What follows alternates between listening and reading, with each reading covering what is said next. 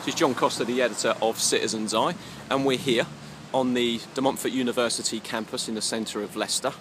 There's the big campus centre there, and this is kind of the main thoroughfare going through.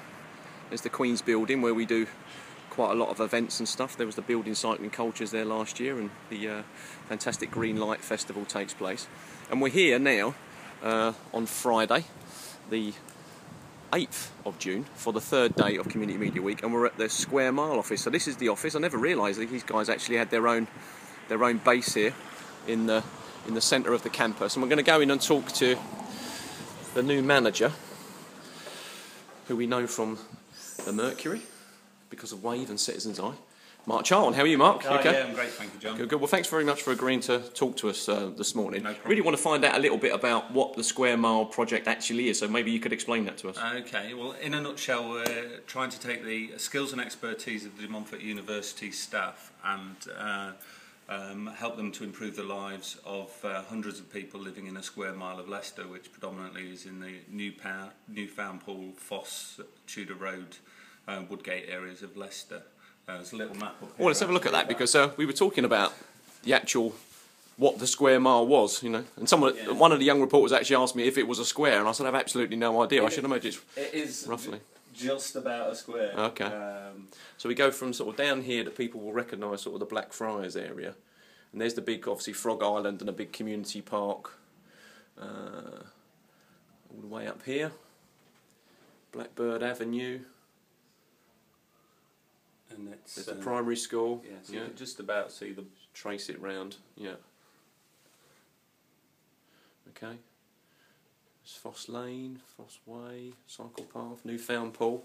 It goes all the way down there. And obviously, I've heard sort of you mentioned a few times the Foss Road recreation ground. Is it Rowley? What was the other one that you mentioned? Rowley Park. Rowley Park, is, yeah. Right down in this corner. That corner there, isn't it? So you've got quite a number of events and stuff like that planned over the summer, but there's something coming up in a couple of weeks, I believe, that people can pop down to. Yeah, on July the 5th, Thursday, July the 5th, throughout the day, there's several of our activities taking place in Raleigh Park and in the Foss Community Centre, and I think in the Woodgate Adventure Playground as well. So there's lots of parts of the area going to be used by the community, taking part in projects that we do, that we and the residents provide, and the showcases of some of the events, some of the activities that we provide for the community, some of the services that we provide. Now the Square Mile project's been going for a year now. Yeah, just over a year. Yeah. So you've been brought in at a sort of transition phase, really. Yeah. So what is your role? What's your sort of primary focus in the next sort of couple of months? I mean, my primary focus is raising the profile of the Square Mile to the De Montfort students and staff, so that they can come forward and with ideas for things that we can do for the community, but also for residents, so they can come forward and work with the students and residents on those ideas and come forward with their own ideas. There's a lot of concern at the moment about youth provision in the area, so we're looking at projects like that.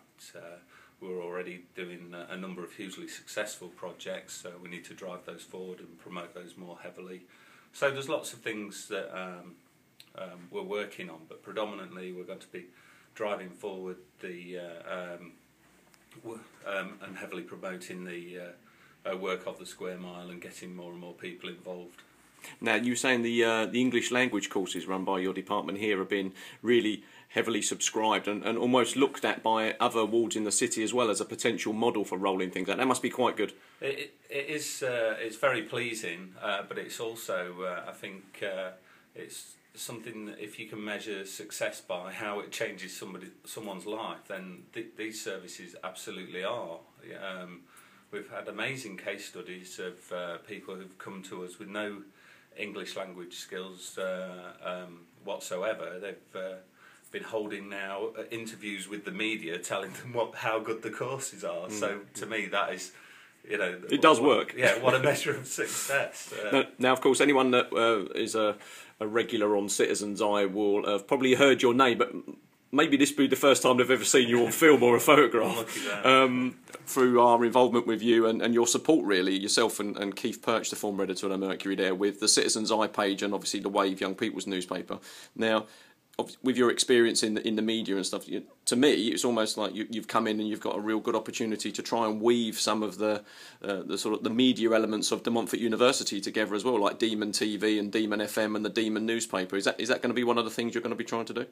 The Square Mile area actually presents great challenges in how we communicate to the people living there and to the students on campus. So for that reason, I'll be using every opportunity that I have, and because De Montfort University has such magnificent media facilities for students, I'm going to be getting involved in that heavily and making sure that the students working on the Square Mile team are using all the facilities at their disposal to promote the Square Mile message to both the people who work and study on campus, but even more so to the residents in the community who we want them to be part of Square Mile. Brilliant. Mark, thanks very much. I'm going to carry on filming because what I'm going to do is I'm going to go out here because I clocked, just as I came in through the door, all of your contact details, and it will just make it easier. There we go. So there's the telephone number, the email, and the website.